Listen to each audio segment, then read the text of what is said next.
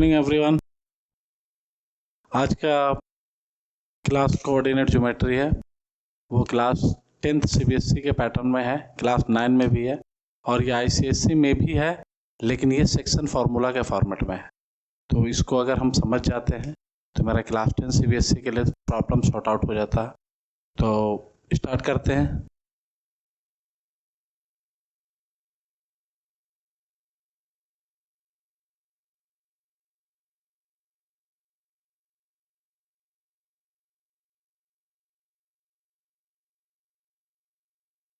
Coordinate geometry basically related होता है graph के फॉर्मेट से। अगर हम चालू करते हैं तो ये सबसे पहले अगर हम एक्सरसाइज में हम बात करते हैं तो ये ग्राफ के फॉर्मेट में आता है। ये होता क्या है ये हम तुम लोग को क्लियरिफिकेशन करते हैं। ये नॉर्मल सा चीज़ हम लोग को पहले से पता है। ये एक एक्स एक्सिस होता है और ये एक्स डैश, ये वाई डैश, ये ओ एक्स डैश को हम एब्सिसा से डोनेट करते हैं। वाई डैश को हम ऑर्डिनेट से डोनेट करते हैं। दोनों मिला के कोऑर्डिनेट बनता है।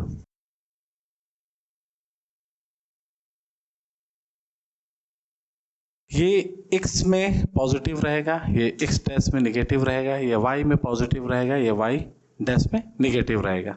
तो अगर हम नंबर डोनेट करना चाहें तो ये 1 2 3 4 5, ये -1 -2 -3 -4 -5, ये -1 -2 -3 -4 -5, 1 2 3 4 5।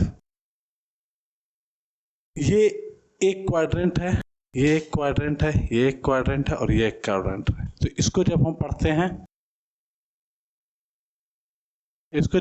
तो ये होता है फर्स्ट क्वाड्रेंट, ये होता है सेकंड क्वाड्रेंट, ये थर्ड क्वाड्रेंट और ये फोर्थ क्वाड्रेंट। फर्स्ट क्वाड्रेंट में दोनों चीज पॉजिटिव आएगा क्योंकि हम सबसे पहले x को लेंगे उसके बाद y को लेंगे। तो जब हम फर्स्ट x को लेंगे तो ये पॉजिटिव, फिर ये पॉजिटिव। सेकंड क्वाड्रेंट में भी हम x को लेंगे पहले और फिर y को लेंगे, तो माइनस प्लस। थर्ड क्वाड्रेंट में भी x को लेंगे फिर y को लेंगे, तो ये दोनों नेगेटिव मोड। फोर्थ में पहला x को उसके बाद y को, तो पॉजिटिव नेगेटिव। तो सबसे इजी फॉर्मेट है हमको समझने का कोऑर्डिनेट में कि जब भी हम पकड़ेंगे सबसे पहले हम x एक्सिस को पकड़ेंगे, उसके बाद ही हम y एक्सिस को पकड़ेंगे। कोई सा भी पैटर्न में यही चीज करते हैं। तो हमको पहला चीज है इसका पोजीशन फाइंड आउट करना। How to find out the position. जैसे हम यहाँ लिख दिए -3 4, तो आप इसको समझने के लिए ये कौन सा क्वाड्रेंट में लाई करेगा, तो सबसे पहले हम देख लेंगे ये माइनस है, तो माइनस है या फिर प्लस है मैटर नहीं करता है। ये जो नंबर फर्स्ट में इंडिकेट करता है वो x को डोनेट करेगा। तो अब हम देख लेते हैं ये x में किधर आ रहा है, तो x डैश में आ रहा है, तो ये नेगेटिव हो गया। तो first quadrant, second quadrant, third quadrant, फिर ये फोर्थ में है, ये 4 आ रहा है, तो ये 4 तो पॉसिबिलिटी नहीं हो पा रहा है। ये माइनस तो आ रहा है लेकिन 4 नहीं आ पा रहा, तो दिक्कत ये है थर्ड क्वाड्रेंट में नहीं होगा क्योंकि थर्ड क्वाड्रेंट में दोनों निगेटिव हो रहा है। सेकंड क्वाड्रेंट में देखते हैं तो हमको पता चलता है एक निगेटिव एक पॉजिटिव, तो इसका मतलब ये हुआ ये सेकंड क्वाड्रेंट में लाई करेगा। इसी तरह अगर हम लिख दिए 3 -6, तो हम चेक करेंगे पहला में तो पॉसिबल नहीं है, दोनों पॉजिटिव होना चाहिए। दूसरा में निगेटिव और पॉजिटिव होना चाहिए, तो पॉसिबल नहीं है। थर्ड में दोनों निगेटिव होना चाहिए, तो भी पॉसिबल नहीं है। फोर्थ में पॉजिटिव और निगेटिव, तो इसका मतलब ये फोर्थ क्वाड्रेंट में लाई करेगा।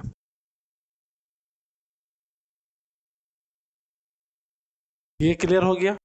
तो हम पोजीशन कहीं से भी फाइंड आउट कर सकते हैं। अब यहाँ मान लो अगर हम यहाँ दे दिए, ये एक क्लियर हो जाएगा पोजीशन फाइंड आउट करने का। ये नंबर है, मान लो हम दे दिए हैं फाइंड द वैल्यू ऑफ 4 -6 3 -2 -4 6 2 3 -4 -3। तो हम इसमें नंबर लाई करा सकते हैं आराम से। तो हम नंबर पहले लाई कराएंगे 1 2 3 4 5 6 minus minus minus minus minus 1 2 3 4 5 6 1 2 3 4 5 6 1 2 3 4 5 6 ये सब हो गया। अब हमको ये वाला वैल्यू दे दिया, मान लो ए का वैल्यू ये है, बी का वैल्यू ये है, सी का वैल्यू ये है, डी का वैल्यू ये है, ई का वैल्यू ये है।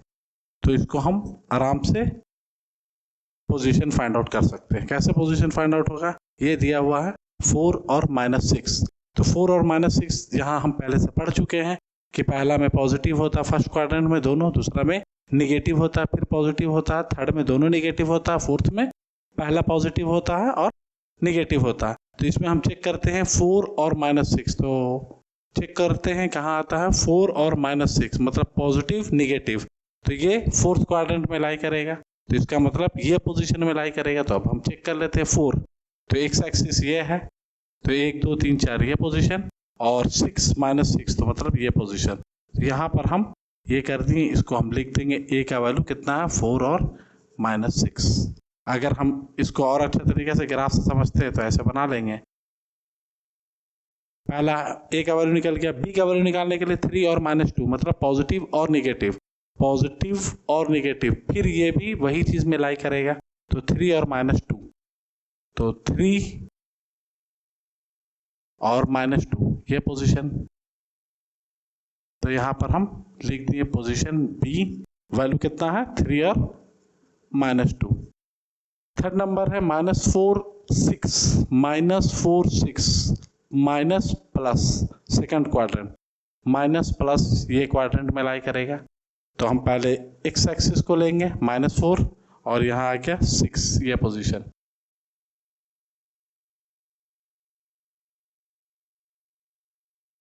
पॉइंट क्या है सी -4 6 डी 2 3 प्लस प्लस मतलब पॉजिटिव दोनों है, इसका मतलब ये फर्स्ट क्वाड्रेंट में लाई करेगा। 2 3 2 3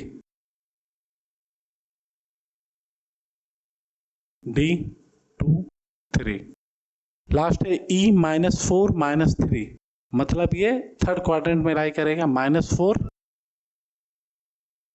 -3।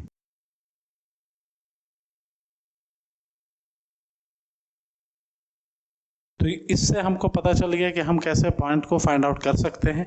इसके बाद और हम डिटेल डिस्क्रिप्शन से पढ़ सकते हैं तो हमको पूरा डिटेल समझ में आ जाएगा कि क्या होता है। तो ये सबसे पहला एक्सरसाइज में अगर हम इसको हम देखते हैं तो ये सबसे पहले एक्सरसाइज में यही चीज़ आता है।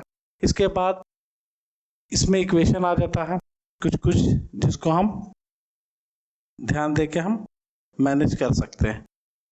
फिर लास्ट में आ जाता है तुम्हारा इसका वैल्यू निकालने का जिसको हम कहते हैं फाइंड द डिस्टेंस फार्मूला।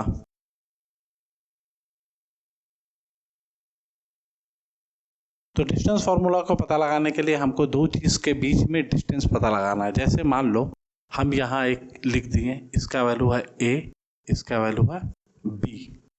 इसमें कुछ पॉइंट है जिसको हम डोनेट कर दिए 3 -2, इसको हम पॉइंट को डोनेट कर दिए -4 -6।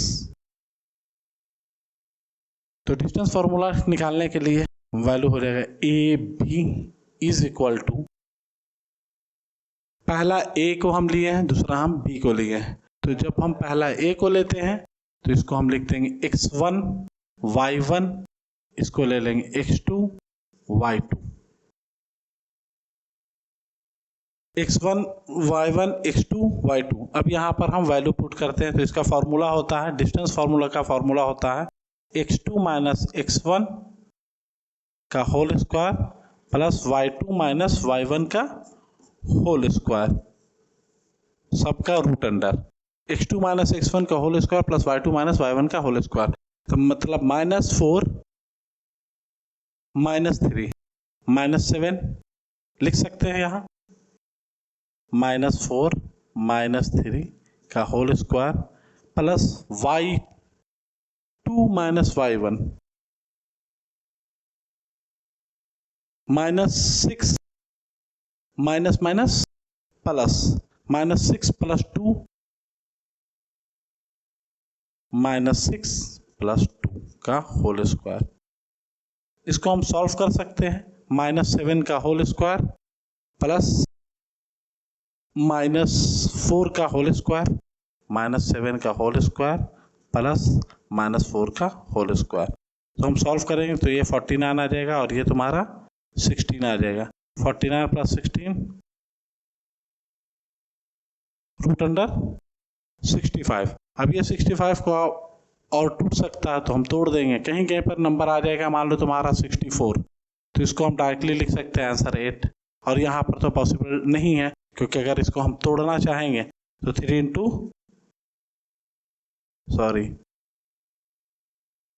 × 13 आएगा, तो ये दोनों भी मेरा रूट ही में रहेगा, तो पॉसिबिलिटी नहीं है, तो ये मेरा आंसर हो जाएगा।